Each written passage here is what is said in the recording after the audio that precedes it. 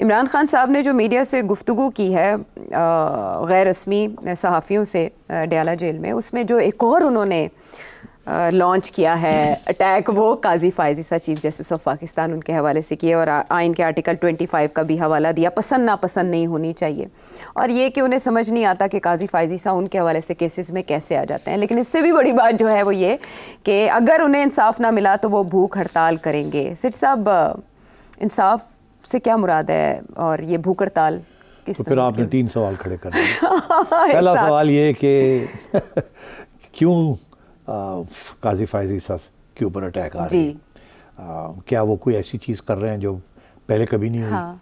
दूसरा आपका सवाल का भूख हड़ताल। हाँ। अब बात यह है कि काजी फ़ाइज़ ईसा सब क्या कर रहे हैं जो कि बंदयाल साहब ने नहीं किया। सिर्फ ये कि बंदयाल साहब ऐसे कर रहे थे और काजी साहब ऐसे कर रहे हैं। तो खान साहब को उस वक्त तो याद नहीं आया ना कि बंदयाल साहब जो हैं, जो भी फैसले हो रहे थे वो खान साहब के हक़ में हो रहे थे। अब ये है कि इल्ज़ाम ये है कि काजी फ़ाइज़ ईसा साहब हर बेंच पे बैठ जाते हैं और उसको मैनिपुलेट करने की कोशिश करें, यही इल्ज़ाम है ना खान साहब का। तो अब बात ये है कि उस वक्त चुप थे, अब आप बोल रहे हैं, तो ये सियासत है, ये this is the way it is. अच्छा, अगला सवाल ये है कि खान साहब की भूख हड़ताल। अब देखिए जो केसेस हैं ना इस वक्त, 3 बड़े अहम केसेस हैं जिसमें काजी फ़ाइज़ ईसा साहब बैठे हुए हैं। जैसे मैंने कल कहा था कि पहला केस ये है कि रिज़र्व सीट्स, दूसरा ये है कि इलेक्शन ट्राइब्यूनल्स, तीसरा ये है रिकाउंटिंग कि किस स्टेज पे होगी और कैसे होगी एंड सो ऑन, कौन जजेस बैठेंगे एंड सो ऑन। तो बहुत अहम है। अगर ये जजमेंट जाती है ख़िलाफ़ रिज़र्व सीट्स के और खान साहब को रिज़र्व सीट्स नहीं मिलती जी, तो उसके साथ एक सिचुएशन बनेगी, और अगर खान साहब को वो सीटें मिल जाती हैं तो फिर एक और सिचुएशन बनेगी। ये हमने पहले भी डिस्कस किया। तो दिस इज़ क्रिटिकल। अगर खान साहब को सीटें मिल जाती हैं तो पार्लियामेंट का चलना मुश्किल हो जाएगा। अगर खान साहब को नहीं मिलती तो इनको 2/3 मेजॉरिटी मिल जाएगी, ये फिर धक्के लगा के बहुत कुछ कर सकते हैं कानूनी तौर पे जी। तो फिर जब वो कानूनी तौर पे करेंगे तो उस वक्त फिर और अदालतों के अंदर केसेस, हर चीज़ के ऊपर केस खुलेगा, ठीक है। और काजी साहब बैठे होंगे तो काजी साहब जो है उसको फिर मीडिएट करेंगे। तो ये इसलिए this is a very important case. Similarly ये जो था जिसमें अब गवर्नमेंट ने कानून बना दिया है कि जी रिटायर्ड जजेस होंगे ट्राइब्यूनल्स में, ये भी बहुत अहम था, मगर इस पर काजी साहब ने थोड़ी सी स्पेस दे दी, कि स्टे दे दिया। उन्होंने कहा हाँ आपस में मामलात कर लें और मगर वो अब ओवरटेक और वो पहले वाले ट्राइब्यूनल्स खत्म कर दिए, तो मिल गई ना स्पेस, मिल गई गवर्नमेंट को। तो गवर्नमेंट ने उस स्पेस के अंदर एक कानून पास कर दिया। और तो मैं ये समझता हूँ ये बड़े अहम चीज़ें हैं, इसीलिए वो काजी साहब को अटैक कर रहे हैं। और ये भी लोग कह रहे हैं कि काजी साहब क्यों हर इम्पोर्टेंट केस में खुद क्यों बैठ रहे हैं, ठीक है, रिलेटेड। हाँ, अब बात यह है कि यही बंदयाल साहब कर रहे थे जी, मगर उस वक्त हवा ऐसे चल रही थी। तो अब अनफॉर्चुनेटली ये जो सियासत चल रही है, और ये सियासत है बेसिकली, मैं आज कह दूं, देखिए जब सियासी जमातों के दरमियान इख्तलाफ होता है, लड़ाई झगड़े होते हैं, तो क्योंकि सियासतदान होते हैं वो रास्ते ढूंढ लेते हैं कॉम्प्रोमाइज़ के। जब रियासत के अदारों के दरमियान लड़ाई झगड़े शुरू हो जाए, वो मुल्क के लिए बहुत ख़तरनाक होता है। ये point is worth making again and again, क्योंकि इस मुल्क में रियासत के इदारों के अंदर कभी इस किस्म की शदीद इख्तलाफ नहीं हुए जो कि आज नज़र आ रहे हैं जी। तो इसलिए मैं समझता हूँ this is far more important the judiciary establishment clash than the Imran Khan Noon league clash. This is something we should worry about. इसके consequences can be very dangerous. So keeping this in mind, I think Khan साहब has decided कि जैसे भी है Qazi Faez Isa standing in his way, इनको निकालना है ताकि टिल्ट हो सके जुडिशरी टुवर्ड्स हिम। तो ये दिस इज़ हिज स्ट्रेटजी। अब आपने कहा वो भूख हड़ताल जी, इंसाफ ना मिला तो, यानी फैसले अगर हक में नहीं आते, हाँ, तो फिर तो बात ये है कि भूख हड़ताल आपने देखा कि पुराने ज़माने में भी, बरतानिया के ज़माने में भी बड़े बड़े सियासतदान भूख हड़ताल करते थे as a form of protest. इन महात्मा गांधी ने की, नेहरू ने की, जिन्ना साहब ने कभी भूख हड़ताल नहीं की थी, मगर नेहरू ने भी की थी और पटेल ने भी की थी और लोगों ने बड़ी की थी अगेंस्ट ब्रिटिश राज।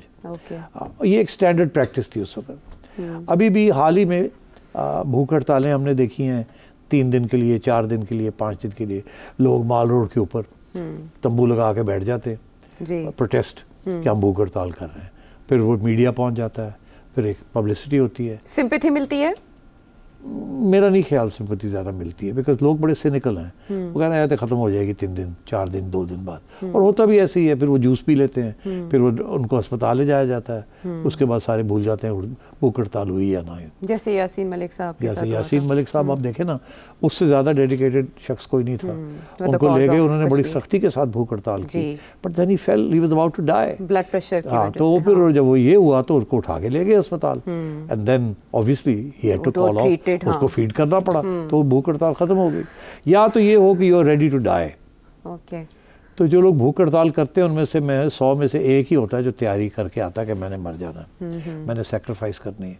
मेरा नहीं ख्याल खान साहब उस मूड में है, मगर अगर खान साहब ने कोई भूख हड़ताल की खुद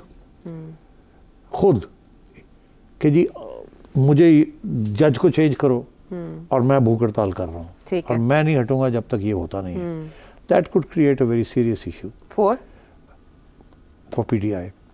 For PTI? Yes. उसकी वजह यह है कि जज तब्दील नहीं होगा, एस्टैब्लिशमेंट पीछे नहीं हटेगी, गवर्नमेंट इसको समझाने की कोशिश करेगी, और eventually he'll have to be taken to the hospital. या तो ये he has to break his भूख हड़ताल, which will not look good. Khan बड़ा तकड़ा आदमी है, no doubt. वो बड़ा सोच के करेगा कि अब मैं अगर करने लगाऊं तो फिर ये स्टेमिना तो खान साहब का वैसे ही डू एंड डाई है। मगर खान साहब को इस बात का पता होना चाहिए कि दूसरी तरफ भी इसी किस्म का स्ट्रॉन्ग नर्व्स हैं उधर। स्ट्रॉन्ग नर्व्स के अलावा डेस्परेशन भी तो है ना, हाँ। बहुत कुछ एट स्टेक है।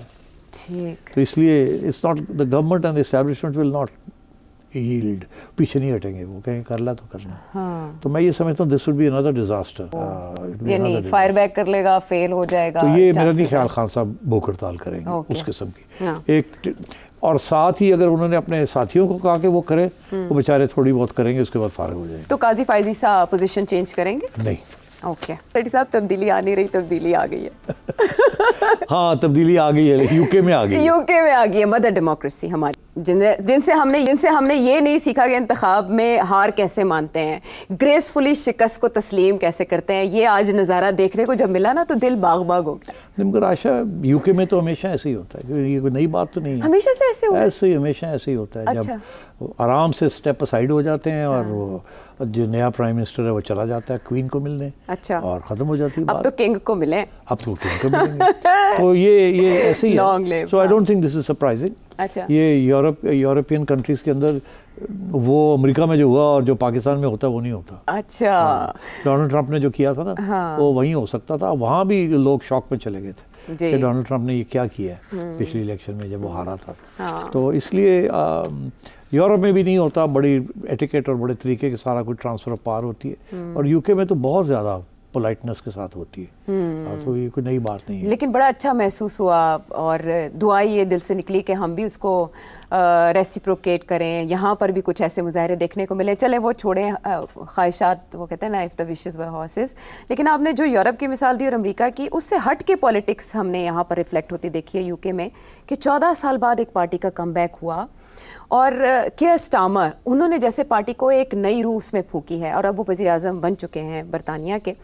तो ऋषि सुनक की पॉलिसीज़ को डिज़ास्ट्रस कहा जा रहा है और गुड रिडेंस के आर्टिकल्स लिखे जा रहे हैं, but for you how is this change gonna be? देखिए पहली बात यह है कि ऋषि सुनक को गुड रिडेंस नहीं कहा जा रहा, Conservative Party, because Conservative Party के जो पिछले 3 प्राइम मिनिस्टर रहे हैं they have been disasters. Boris Johnson was a disaster, Liz Truss was a disaster, और अब Rishi is been a disaster. देखिए जितने कंजर्वेटिव पार्टी में निकले हैं ना पर्सनल लेवल के भी, फ्रॉम कोविड के ज़माने में पार्टियां हो रही थी 10 डाउनिंग स्ट्रीट में, और इंग्लैंड के अंदर ये चीज़ें बड़ी अहम, इसको बड़ी सीरियसली लिया जाता है, बड़ी एटिकेट है ना वहाँ। या और इसी तरीके के साथ लिज ट्रस ने जिस किस्म की 6 हफ्ते रही है या 10 हफ्ते रही है वो, very short period, very short period, और उसके she just couldn't manage it.